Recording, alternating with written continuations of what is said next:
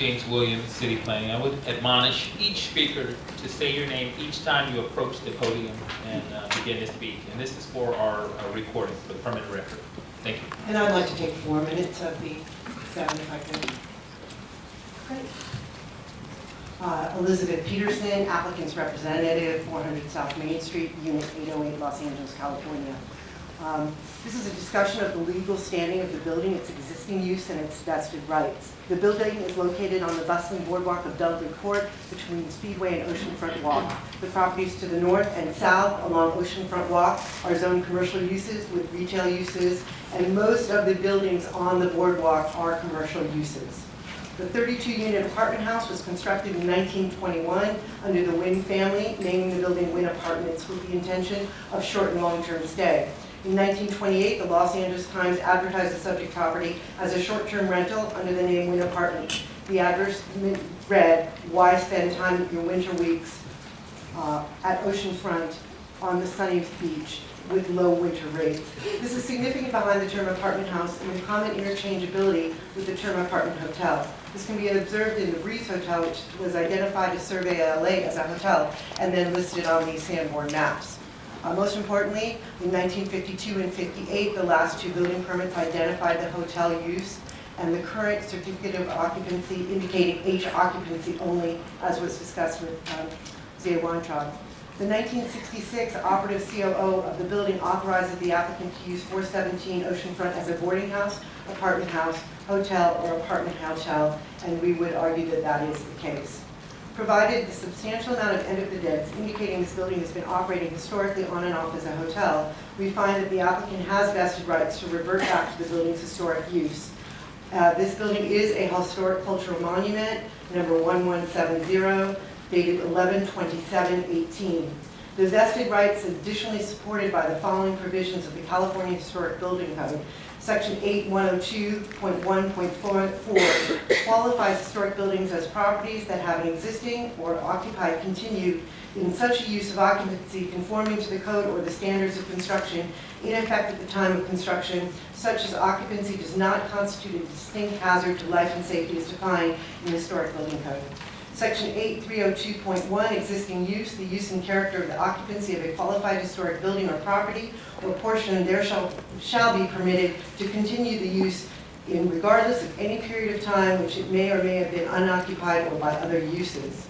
Additionally, LAMC Municipal Code 91-8103, entitled Existing Building Rights, provides that every existing building or structure constructed under a valid permit and occupied in conformance with code regulations and department approvals in the effective time of such construction and occupy shall be allowed to continue to exist under those regulations and approvals, even though subsequently adopted regulations and approvals have changed the requirements. The CHBC standing regulations are intended to facilitate rehabilitation or change of occupancy as to preserve their original or restore elements and features, which is the case here. Since the apartment building 417 is qualified as a historic building, its use should be legally permitted under CHBC section 8302.2, stating the use and character of occupancy of a qualified historic building or property may be changed from and or returned to its historical use. The City Attorney's Office filed a lawsuit against the applicant property owner, People of the State of California versus Venice Suites, LLC, and its case number BC 6244350. The applicant property owner prevailed in the lawsuit, the court ruling against any city attorney in findings that the rental of units at 417 Oceanfront Walk on a short-term basis is not prohibited by the LAMC Code. The court further ruled that the city could not demonstrate that the rental of units at 417 Oceanfront Walk amounts to a nuisance.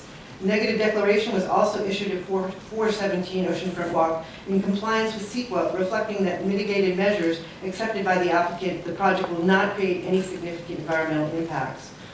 The ZA states in the letter a determination that the property was illegally converted from an apartment house to a hotel. The Superior Court ruled that the property has not been converted to a hotel and that short-term rentals at this property are not prohibited by the municipal code, stating that the property is being operated in full compliance with the municipal code. And I'll turn it over to my colleague. Thank you. Good. Madam Chair, may I have 4 minutes and I'll talk to Supervisor. Thank you so much. Steve Kaufman for the applicant. I'm a coastal practitioner. I want to address the Coastal Act issues and explain why, respectfully, the ZA got it wrong why the requested change is appropriate. First, contrary to his determination, the change of use is clearly in conformity with the policies of the Coastal Act. He cited 2, but there are 5 applicable policies, and all 5 undeniably support the application. First, Coastal Act Section 30222. It provides visitor-serving uses, like oceanfront STRs, are the high priority use in the coastal zone, and the section states they shall have a priority over private residential or general commercial. The ZA treated this building as simply a multifamily residential structure. It's not. It's been a hotel, apartment house, and allowable STRs. He ignored the Venice Suites lawsuit, where the court ruled that STRs in this building are an allowable use. And the Coastal Commission decisions have favored STRs up and down the coast because they're a high priority for serving use. The ZA also ignored the COO for this building, which very explicitly authorizes H occupancy, which permits an apartment hotel.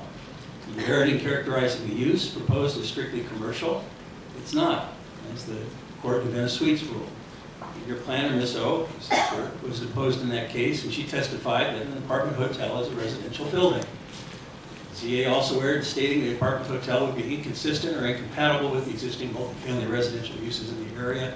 That's wrong whether you look at Oceanfront Walk as a whole or just this block plus the Phoenix House and the Shul. Again, the court ruled that STRs are lawful use, and the ZA ignored that 8 visitor-serving commercial uses currently surround this property. So Section 30222 fully supports the change of use. Section 30250 also cited.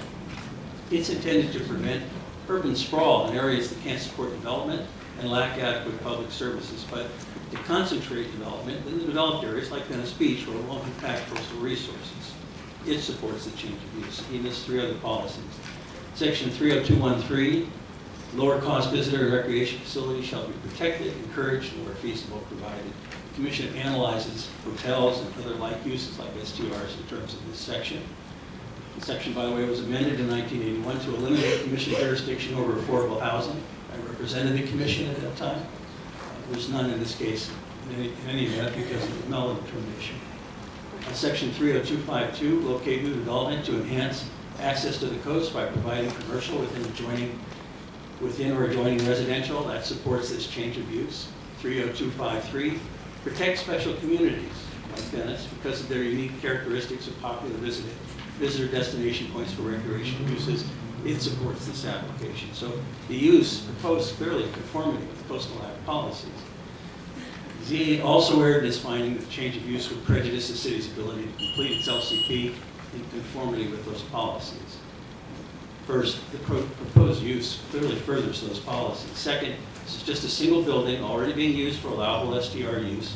Same analysis and result applied to an apartment hotel. Third, he ignored the H occupancy of the COO. Fourth, the R3 zone deals with one block. I'm going to have to wrap you up, so finish your thought. Thank you, I appreciate it. Fronting oceanfront walk, which also includes other substantial visitor serving and commercial uses, inside any other property that might be affected. There's no prejudice to LCP completion, no factual support for its determination. From a Coastal Act standpoint, there's no issue. Thank you very much, I appreciate it. Thank you.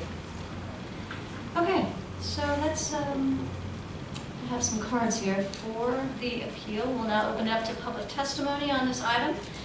Each speaker who has filled out and turned in a speaker card will have 1 minute. But I'm not going to stop you, but try to be concise with your comments. We are very interested to hear what you have to say today. You're here for a reason. So speak what you need to say, but if someone in front of you has said pretty much what you want to say, then you can just say, I concur. I have a lot of cards here, so let's start with, I'm going to call the first card, and then the second person can get ready. Nancy Singular, and then following Nancy would be Jose, Bungie, does that sound right? Nancy Singular and Jose Bungie.